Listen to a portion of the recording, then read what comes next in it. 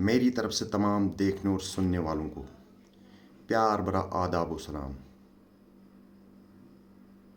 आप लोग बखूबी जानते हैं, काफ़ी देर के बाद मैं अपने इस YouTube चैनल पे एक बार फिर आपसे मुखातिब हो रहा हूँ। आपसे मुखातिब होने की जो मेरी गर्ज़ वायत है वो ये है कि आपने देखा चंद रोज़ पहले हमारे किश्तवाड़ में एक बहुत ही दर्दनाक वाक़ा पेश आया। हमारी मचेल यात्रा जो हर साल अगस्त में होती है, दूर दूर से श्रद्धालु आते हैं और मचेल यात्रा के लिए हमारे मचेल यात्रा मंदिर में जाकर उनके दर्शन करती है और अपनी मुरादें लेके जाती हैं ताकि उनकी जो मुरादें हैं वो पूरी हों। लेकिन कुदरत के सामने इंसान बेबस है। कुदरत के जो फैसले हैं उसके सामने इंसान बिल्कुल बेबस है। मेरी तरफ से उस हादसे में जितने भी हमारे भाई, हमारी बहनें, हमारे बुज़ुर्ग, हमारी माँओं ने अपनी जान गंवाई है, उनको मैं श्रद्धांजलि पेश करता हूँ अपनी तरफ से। और इस दुख भरी आवाज़ से मैं आपको यकीन दिलाना चाहता हूँ, किश्तवाड़ के हर शख्स को इस हादसे का बहुत ही ज़्यादा अफसोस है। लेकिन मैंने आपको पहले ही कहा कि कुदरत के सामने इंसान बिल्कुल बेबस है। मैं अपनी तरफ से अल्लाह से दुआ हुआ हूँ कि अल्लाह उनकी फैमिली को सब्र अता करे, इस हादसे को बर्दाश्त करने की ताकत अता करे। इससे ज़्यादा हमारे पास इस वक्त कुछ नहीं है कि हम उनके लिए कुछ कर सकें। इसके साथ ही नाज़रीन, मेरा एक दूसरा मकसद जो आज है अपने YouTube चैनल पे आने का, वो ये है कि कल अचानक हमारे हिंदुस्तान के चीफ इलेक्शन कमिश्नर प्रकट हुए, यानी कि अवाम के सामने आए और एक बहुत ही खूबसूरत बनाई हुई प्रेस रिलीज जो उन्हें सिर्फ पढ़ने के लिए दी गई थी कैमरे के सामने, मैं 2-3 बातें आपके सामने रखना चाहता हूं। मैं ज़्यादा टाइम आपका नहीं लूँगा। 2-3 सवालात मेरे दिल में उठे और मैंने सोचा कि मैं अपने व्यूअर्स के साथ ये शेयर करूं। और चाहिए भी, जब भी आपके दिल में कोई सवाल उठता है अवाम की फलाह व बहबूद के लिए, हमारी जमहूरियत ने जो हमें हक दिया है, हमारे आईन ने जो हक दिया है, उस हक के तहत आप उस आवाज़ को बुलंद कर सकते हो। कल हमारे chief election commissioner Gyanesh Kumar ji ने एक प्रेस रिलीज दी। प्रेस रिलीज हिंदुस्तान के वोटरों के लिए थी जो हिंदुस्तान में अपना वोट कास्ट करते हैं, जिस वोट का हक हमें हमारे संविधान ने दिया है, उसके लिए उनकी एक प्रेस रिलीज थी। मैं अपनी तरफ से अपने चीफ इलेक्शन कमिश्नर से ये पूछना चाहता हूं, आप हमें बताएं महाराष्ट्र के हाली असेंबली इंतखाबात जो हुए 4-5 महीने के बाद ही हुए, पार्लियामेंट इलेक्शन के बाद 4-5 महीने के बाद वहाँ पे इलेक्शन हुए और वहाँ पे तकरीबन 1 करोड़ नए वोटरों को जोड़ा गया। दूसरी तरफ से अगर हम बात करें बिहार की, वहाँ पे तकरीबन 12 महीने होने वाले हैं पार्लियामेंट इलेक्शन को, और 12 महीने के बाद उसी बिहार में 65 लाख वोटरों को काटा गया, यानी उनको अपने वोट से उनका हक छीना गया जो हमारे संविधान ने हमें दिया है। ज्ञानेश्वर कुमार जी आए, जो हमारा संवैधानिक हक है उसको छीन के 65 लाख वोटरों का हक छीन के उनको वोट देने से रोक दिया गया। यह मेरा पहला क्वेश्चन है। अगर 4 महीने के अंदर महाराष्ट्र में 1 करोड़ वोटर ऐड किए जाते हैं, 11 महीने के बाद, पार्लियामेंट इलेक्शन के 11 महीने के बाद जब दूसरी स्टेट में इलेक्शन होते हैं, बिहार में इलेक्शन होते हैं, वहां पर 65 लाख वोटरों को काटा जाता है। एडिशन की डिटेल जो है इस वक्त तक बिल्कुल जीरो है, ऐड किसी को भी अभी तक नहीं किया गया है, लेकिन डिलीट 65 लाख वोटर्स को डिलीट किया गया है, जो आप आए दिन यूट्यूब पे देख रहे हो।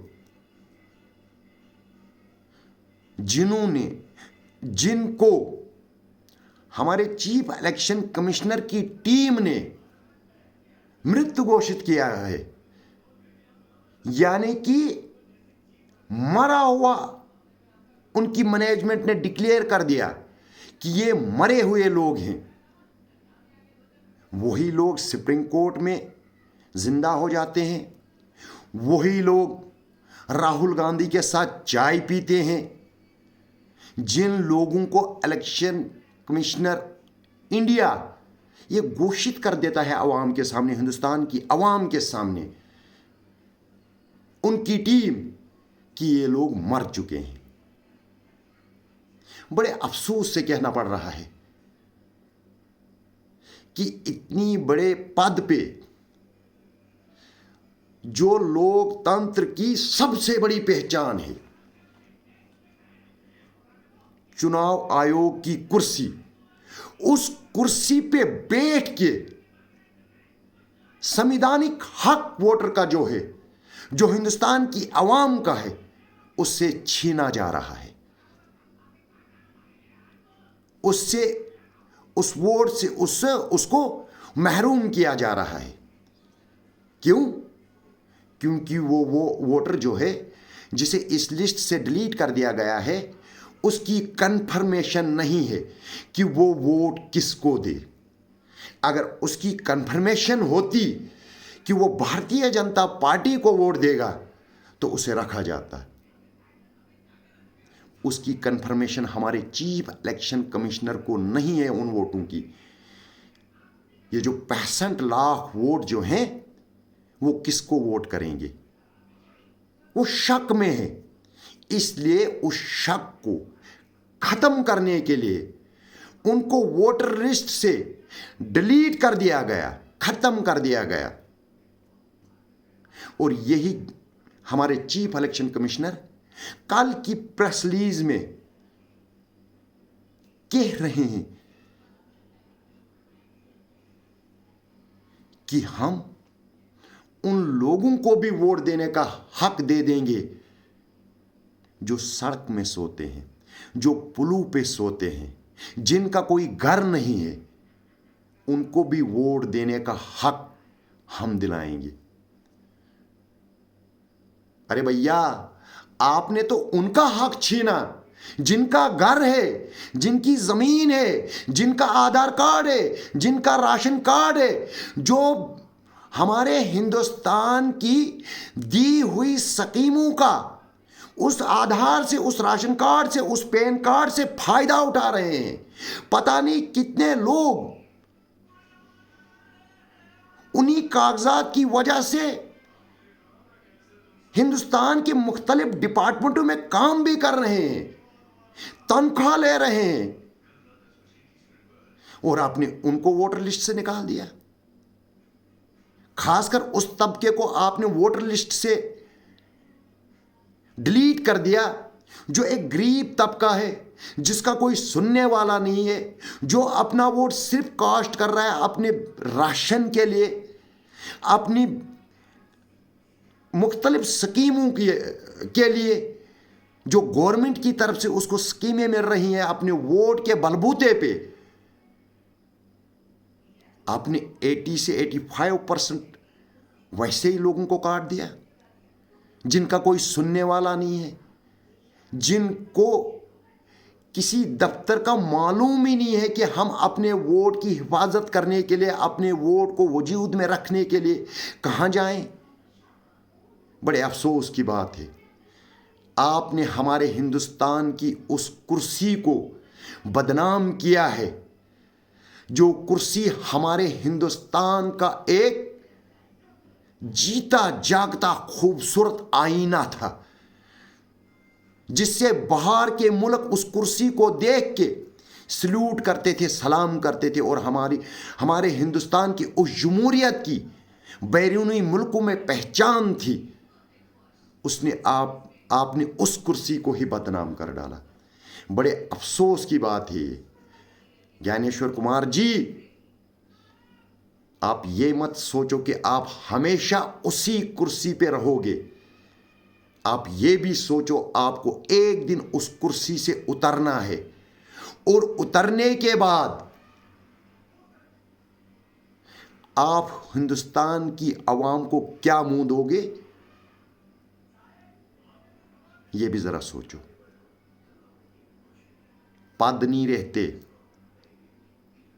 किसी भी इंसान का आज तक पद नहीं रहा, चाहे वो कितना भी बड़ा लीडर हो, चाहे वो कितना भी बड़ा ऑफिसर हो, चाहे वो कितना भी बड़ा साइंटिस्ट हो।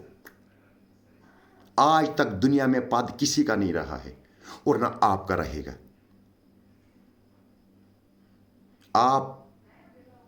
आपका पद जाने के बाद आप अपने आप को कोसोगे।